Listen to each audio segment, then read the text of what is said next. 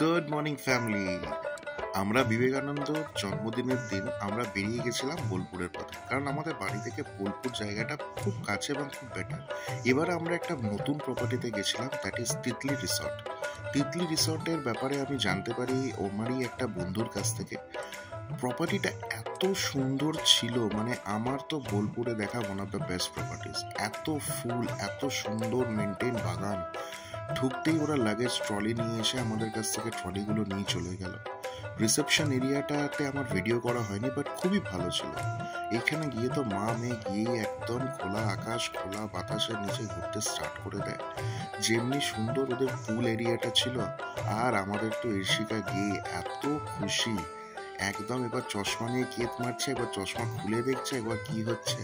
এরপরে ধীরে ধীরে আমরা যাই রুমের দিকে। এত সুন্দর ওরা দু সাইডে বাগান করে রেখেছিল, পুরোটাই গাঁদার ফুলে ছিল, ডালিয়া ফুল ছিল, গোলাপটা খুব একটা দেখতে পাইনি, বাট পিটুনিয়া আরো অনেক ভ্যারাইটির ফুল ছিল যেগুলোর নাম আমি অতটা জানি না। আস্তে আস্তে যখন রুমের দিকে যাই, সব থেকে বেস্ট পার্ট লাগলো যে এদের মানে যে ওয়েবেটা, সে ওয়েবেটা এত সুন্দর বানিয়েছে, প্রত্যেকটা ওয়েবেতে লাইন দিয়ে দিয়েছে। এরপরে এসো আমরা রুমের একটা ট্যুর দিয়ে দিই। রুমটাতে ঢুকতেই একটা ডান দিকে লাগেজ এরিয়া, তারপর একটা বড় মিরর ছিল, বাঁদিকে একটা কিং সাইজ বেড ছিল, আর তার সাথে পাশে একটা অ্যাডজাস্টেন্ট সোফা ছিল, আর ব্যালকনিতে খুব সুন্দর একটা সিটিং এরিয়া ছিল, আর সেখান থেকে তুমি পুরো বাগানটাই দেখতে পেতে। রুমটার মধ্যে ডিটেলিং এতটাই সুন্দর ছিল, মানে তোমরা 3-4 জন আরামসে থাকতে পারবে।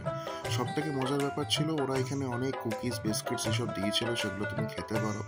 ওয়াশরুমের মতনই ছিল। আজকালকার ডেটে সব প্রপার্টি এরকমই এখন ওয়াশরুমসগুলো থাকে, but still it was very clean and good. ওইখান থেকে আমরা এবার আস্তে আস্তে বেরিয়ে আসি মাঠের দিকে, যেখানে কিনা আমার মেয়ে আর আমার ওয়াইফ প্রচুর আনন্দ করে। আমরা এখানে অনেক রিলস বানিয়ে আমরা ওয়েট করছিলাম আমাদের খাবারের জন্য, কিন্তু তখন মোটামুটি ঘড়ির কাঁটাতে প্রায় 2:30, তাই চটপট এবার চলে যাই আমরা খাবারের দিকে যাওয়ার আগে কিন্তু মেয়ের খেলা তো আর আমার শেষ হচ্ছে না। অ্যাকচুয়ালি আমি ওকে খুব একটা কিছু বলিনি, because she was feeling the nature, আর এই টাইমটা তো আমাদের টাউনশিপে পায় না। ওখান থেকে আমরা চলে যাই লাঞ্চ এরিয়াতে। লাঞ্চ এরিয়াটা একটা ওয়াও ফ্যাক্টর ছিল, খুবই সুন্দর ওদের লাঞ্চ এরিয়া ছিল, অ্যান্ড লাঞ্চটাও খুবই ডেলিশিয়াস ছিল। আমরা এখানে একটা থালি নিয়ে নিয়েছিলাম, যে থালিটার মধ্যে অনেক কিছু ছিল, আর বোলপুর যাবো ইলিশ মাছ খাবো না, এটা তো হতেই পারে না। খুব সুন্দর করে খাবারটা খেলাম, প্রায় 8 থেকে 9 রকমের ভ্যারাইটি দিয়েছিল। এই করতে করতে যখন বিকেল হলো, তখন আমরা আবার ভাবলাম যে মেয়েটাকে নিয়ে একটু রেস্ট করি, বাট মেয়েটাকে গিয়ে রেস্ট করাবে।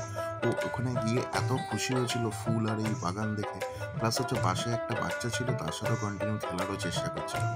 এই করতে করতে করতে বিকেল নেমে আসে। বিকেলে প্রপার্টির ভিউটা ছিল জাস্ট ওয়াও।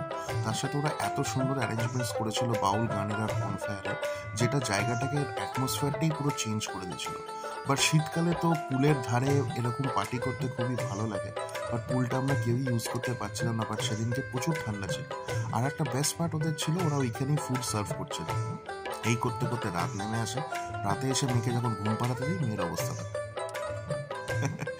সবাই ভালো থাকবেন, পরের ব্লগের জন্য অপেক্ষা করুন। আবার খুব তাড়াতাড়ি আমরা নতুন ব্লগ আসবো। চ্যানেলটাকে প্লিজ লাইক অ্যান্ড সাবস্ক্রাইব করবেন। টাটা, সবাই ভালো থাকবেন।